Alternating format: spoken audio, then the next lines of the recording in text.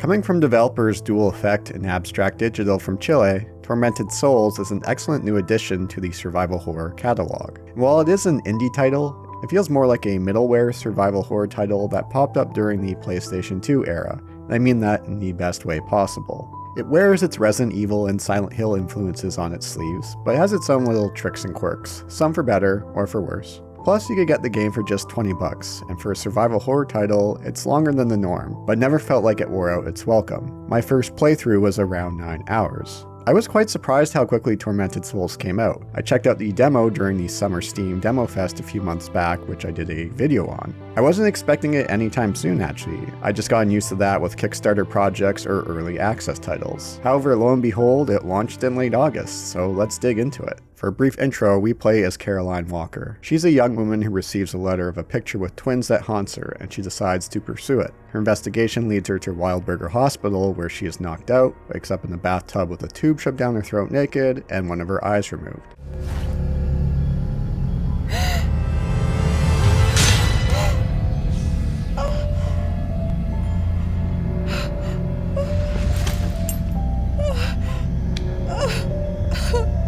That's quite a start and quite a hook. Who knocked us out? What's going on here? Why did Caroline have her eye removed?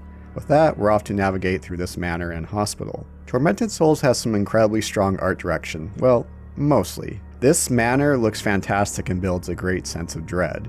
What the hell happened here? The environments are full of artwork and posters to help really flesh out that at some point in time this was a manor and a hospital full of people and patients. Like classic survival horror, we don't have control of the camera. At some points the game will have a fixed camera, at some points it will follow us. The team did quite a bit of experimentation here and got quite a few different angles with the fixed camera. It never really feels like they're trying to show off. I never had any issues or frustration to the changes that would occur between camera cuts. Tormented Souls makes an interesting design decision in regard to the controls while playing with a controller. You have the option of playing the game with 10 controls using the D-pad, or you could use the analog stick for a more modern-based approach to movement. While I never had an issue with 10 controls, I do understand those that got into games like this later on could find them frustrating. However, we have the easy option of switching back and forth between them if you want to try them out without needing to go to the menu is a great choice. While there's not a large variety of enemies that we encounter, they all have memorable designs that fit well in for what the game is going for. There's only a couple of other humans that will interact with in Tormented Souls, that being a priest and a young girl. As I mentioned back in my video on the demo, I'm not a huge fan of Caroline's design.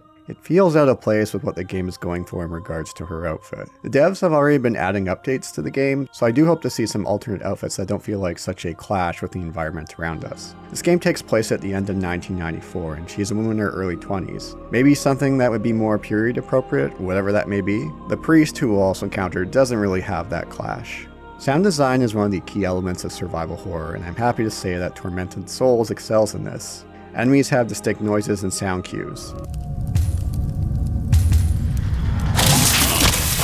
The game makes use of some excellent unsettling ambient tracks to build dread, along with some somber piano pieces for quieter moments in the game.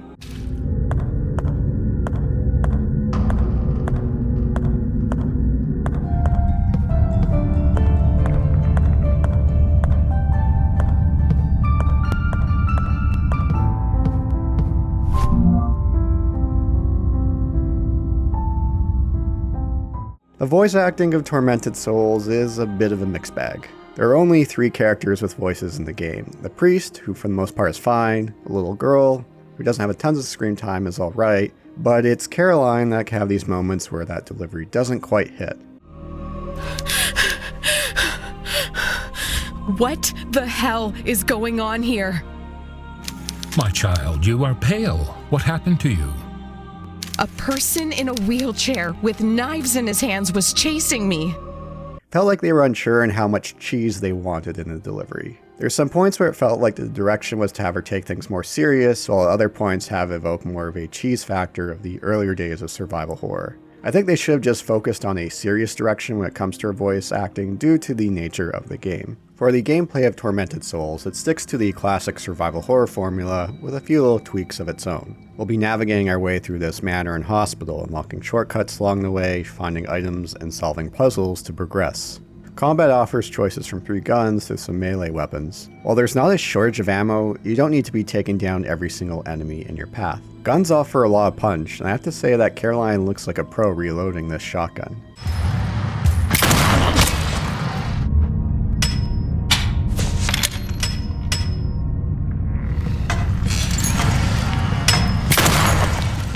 You also have the option of jumping back in combat to dodge, which is a welcome feature. It doesn't take too much for enemies to kill you.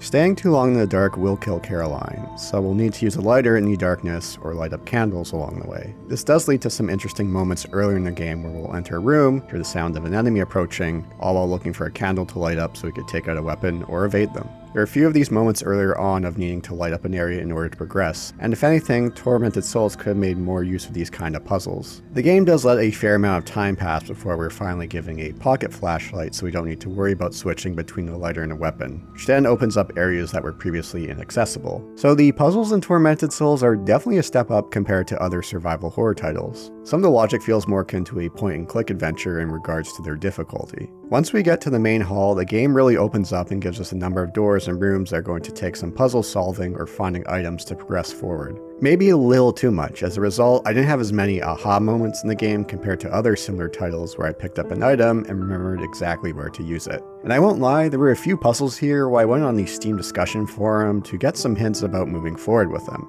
I didn't feel like they were a case of how was I supposed to figure that out as opposed to going, oh, so that is what it is. It's once I got past a few of these that I start to think more to this game's logic that I found them to become easier, besides a few exceptions. The Monkey Judge puzzle, for example, threw me for a loop. While we do grab a hammer, I was thinking more about hammering or removing nails, not using it as a mallet. If they gave us a mallet instead, I think that would have been a much better decision. There is a music-based puzzle that I've seen people complain about due to being tone deaf or having a hard time determining notes on a scale, which is definitely a fair criticism. There was also a few cases where it wasn't 100% clear if I could click on something or not, as the lens just changes in color slightly. So if you do need a bit of a guide to get directions if you get lost, don't feel too bad. For a bit there was thinking I missed a key item, but turns out I missed something obvious in the puzzle. I'm not suggesting that in future updates that the developers simplify these puzzles, but I would like to see some more clarity on what I can and can't click, because there was a few cases where I missed these and have to come back later to realize, oh, I missed something. This is something more frustrating as opposed to not understanding the logic behind the puzzle.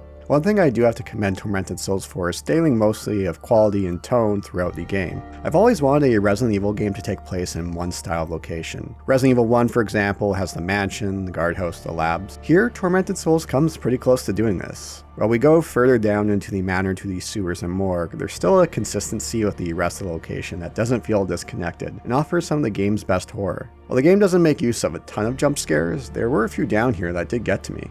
There were great moments of relief of getting out of these areas and returning to the upper levels to unlock areas that previously weren't accessible. Tormented Souls also makes use of the game's equivalent of the Otherworld from Silent Hill.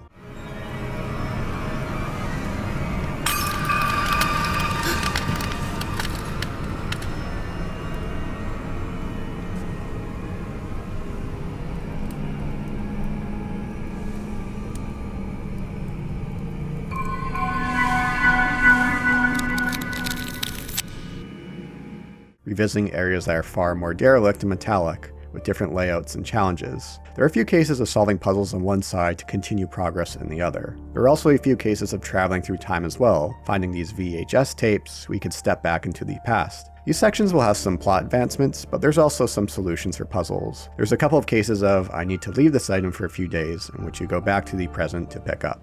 I'm now going to talk about the plot of Tormented Souls, so this is getting into spoiler territory for a warning. The plot requires us to seek out diary entries laying around in order to piece everything together. There's a video I'll link to as well here in the card in the description that does a great job of piecing everything together. There's a number of different entries from different individuals, from different time frames, some stretching as far back as the 1920s, while some are up to the present day. I did take notes to try and tie it all together because there's a lot that's going on here. A cult looking to bring their god back into the world, understanding the twins in the photo and their family. There's a lot to comb through here. I do like Caroline Walker as a character. While she doesn't really have any memorable lines, and I'm not a big fan of her design, she is enduring and pushing through everything that's thrown her way and getting to the bottom of what's happened here and helping these twins. And the priest, well, he has an interesting shift in character. Upon first meeting him, it's a sigh of relief. But as you encounter him later in the game at various moments, it turns more into what are you doing here, and then something is really up with this guy.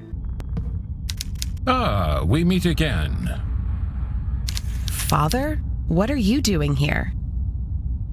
Don't you see, child? I am eating some soup. God feeds my spirit, but I have to take care of my body. Father, what's going on here? Why is that weird man walking around the operating table with that weird chandelier in his hands? What are you talking about, child. I don't see anything. You don't see the man on the other side of the glass? My child, this place is giving you hallucinations. You must rest. There's a lot of hints and foreshadowing of where the plot is going, including one that's both a red herring, but also not. This occurs when you first talk with the priest, saying how he recognizes you, but you don't. Oh, it's you. Don't you remember me? I'm the town priest. We met here in the chapel only a couple of days ago. What? I'm sorry.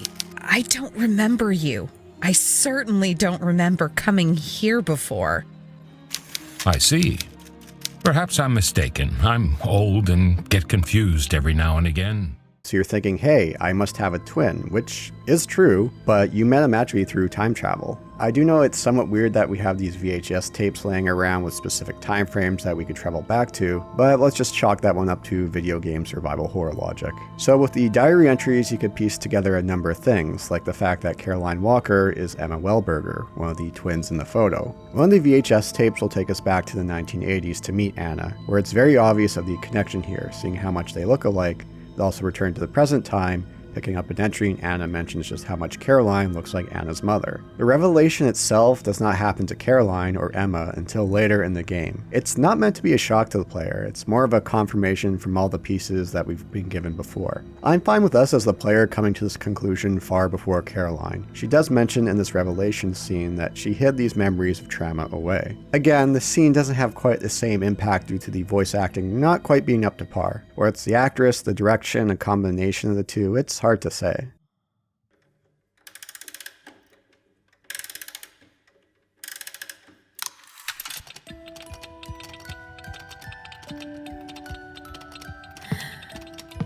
Oh, my head.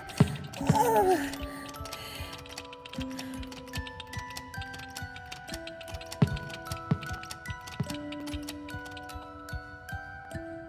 Ugh, my head.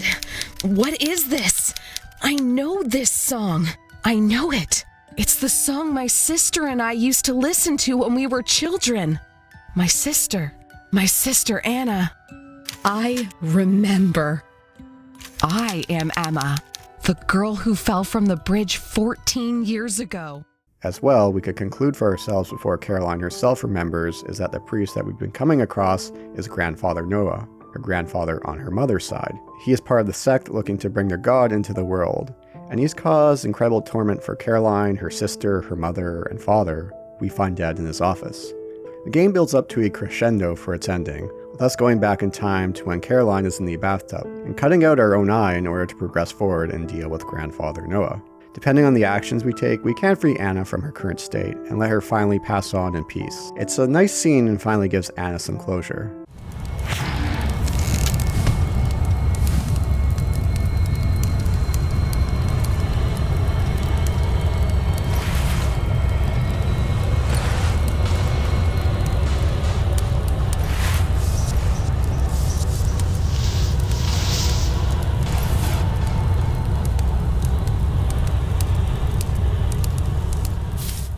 We can then deal with Noah and this god of the sect in the final boss. Even with all the notes that are left around here, there's still a lot of unknown factors and ambiguity when it comes to this sect. In one of the endings, you can return to the past to Anna's cell and free her and bring her to the present timeline. This ending is called adoption. And yeah, when it comes to time travel, this does create a whole lot of issues, but that's the end of the game. Whether this comes as a complete story or they plan on revisiting this world in the future, I guess we'll have to wait and see. Whatever that may be, I do look forward to seeing what this team puts out in the future. Anna, I'm aware that my actions were wrong. Once you find out the truth, I hope you can forgive me. Anna. So I'll note at the current moment, replayability is lacking in features. There's no additional difficulty mode, extra weapons, extra outfits. Whether this is something that the team will add in the future, we'll have to wait and see. They've already made a few changes beyond bug fixes, like having a dedicated map button. Indie developers tend to be pretty good when adding extra content after release, so I wouldn't be surprised to see some additions to help address the lack of replayability. But as it currently stands, Tormented Souls is a fantastic game and a great addition to the classic survival horror catalog. While it doesn't try anything really groundbreaking in its approach, it's a well-crafted love letter to the genre, and I look forward to seeing what these developers put out in the future. From what I've seen so far, the game has been selling quite well for them, which I'm glad to see. There's always room for more quality survival horror titles. Plus, the game is only $20. You'll get your money's worth out of this one.